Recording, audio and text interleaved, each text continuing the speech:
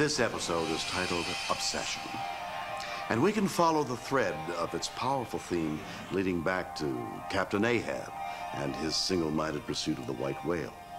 Like Ahab, Kirk is obsessed with killing a creature who poses a threat to everyone in its path.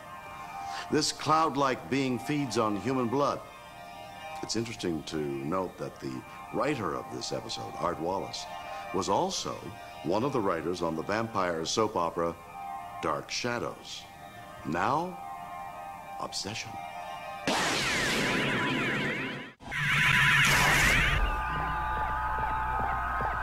Scotty is 99% James Doohan and 1% accent. Of course, I never thought that I was that good an engineer.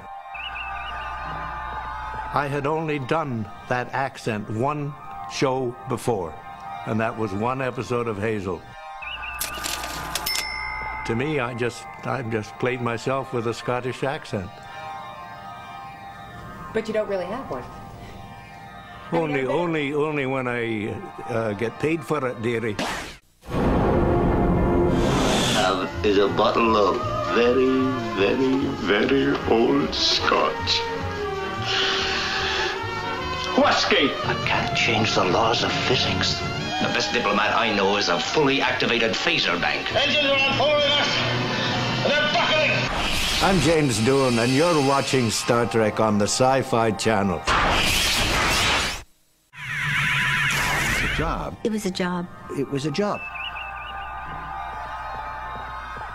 You know, you're not getting the #1 Trekkie here. We weren't very optimistic about, you know, the script or the show. And I think that they just got lucky with the show. I've always joked about it. Yes, I feel that I'm responsible for Star Trek's success because I was the guest star on the pilot. I'm the only Klingon ever with a Brooklyn accent. I was, I guess, officially the first person killed on Star Trek. Arn Darvin.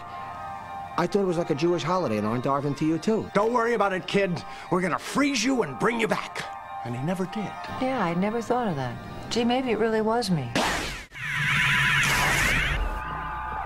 A script came by one day about a woman whose fiancé was lost in the stars somewhere. And she was a doctor, and she wanted to sign on board the ship to go out and find her fiancé. And so I thought, Gene, I can play this part. But once after a network has said, no, I mean, we don't want you, Death can make a signal. they don't want to see you pop up again, certainly not in a running role, not in any role, really. I bleached my hair that night and lightened up eyebrows and everything. I went into the office early, and I sat there talking to Penny, his secretary. And in he walks, like just looks at me, says hi, looks at Penny, says hi, and into the office he walks. And I said, well, I mean, I really blew that one. There wasn't even any difference to him. And he comes back out again, and he puts some papers and a couple of instructions on her desk. And he looks over again, just with a nod, and goes back in, and then it happened. Then the door opens again. He says, Majel? And I said, Gene, if I can fool you, I can fool NBC. And he said, yeah, I guess so. You're watching the Star Trek episode that holds the all-time record for crew casualties. If you notice, all the actors wearing red shirts get killed, except, of course, for Scotty, since the Star Trek cast regulars couldn't be killed. New crewmen, portrayed by bit players or stuntmen, had to be the victims. Keep track of the red shirts, and you too can predict who will be the next to go in this or any other episode, followed by McCoy's inevitable pronouncement, "He's dead, Jim."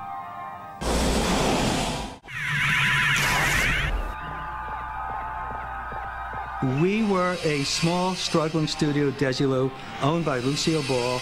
I worked for Lucy. Lucy empowered me to get the studio going, and I went and tried my best to get it going. One of the shows I started with was Star Trek. So that's nice material. Frankly, it did not work. As we all know, Star Trek, after the end of the third year, was canceled, and everyone lost money. Now listen, sweetheart, the Federation's moving in. We're taking over. You play ball, we'll cut you in for a piece of the pie. You don't, you're out. All the way out, you know what I mean? Desilu lost money. Desilu was then Paramount. Paramount lost money. NBC lost money. No. The Federation can't get connected with a small-time operation like this. So, I mean, it was not a bunch of guys in a room saying... And I've spent the other 9/10 of our combined salaries for the last 3 days on filling this order for you. Philosophically, what we should do is go and do something for the betterment of mankind. We weren't. We were out to make a buck, okay? I mean, that's very important that audiences, that fans understand that. The phaser is to the crew of the Enterprise what the Colt 45 was to the frontier cowboy. We never left home without it. But how much does a phaser cost? Well, you can run down to the local gun shop and ask, or you can check the old records. How about $7,000 for 8 of them? That's what the original props cost. And they weren't very good, flat and ugly. Didn't even shoot a beam of light. The prop boys tried that on other models, but under the bright lights of the set, no flashlight beam would be visible. We didn't have laser beams then, so the phaser's visible rays had to be added optically. We went through a number of different designs, but the simplest was still the best.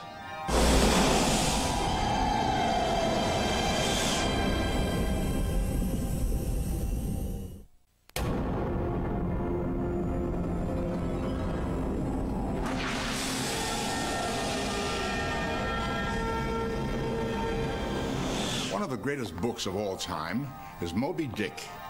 It's the story of one man's obsession with capturing a whale. This story has been much discussed and analyzed because it looks at a man's need to conquer another force greater than himself, a need that can ultimately drive him to his death if he loses.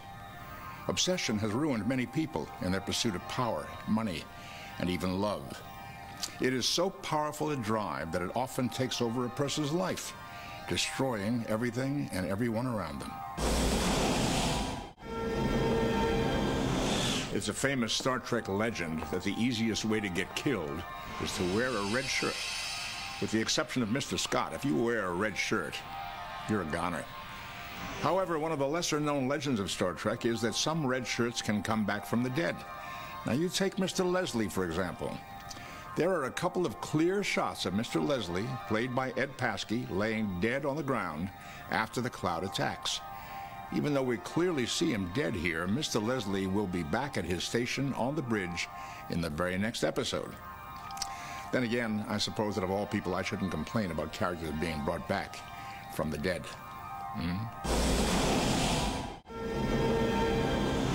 In Obsession, Mr. Spock does one of the most illogical things of his entire career. When the cloud creature begins to come through the vent in Garavik's quarters, Spock uses his hands to cover the vent. Not logical at all. I suppose I could have at least taken off my shirt and tried to stuff it in there instead. But as they say, hindsight is always 20/20. Fascinating.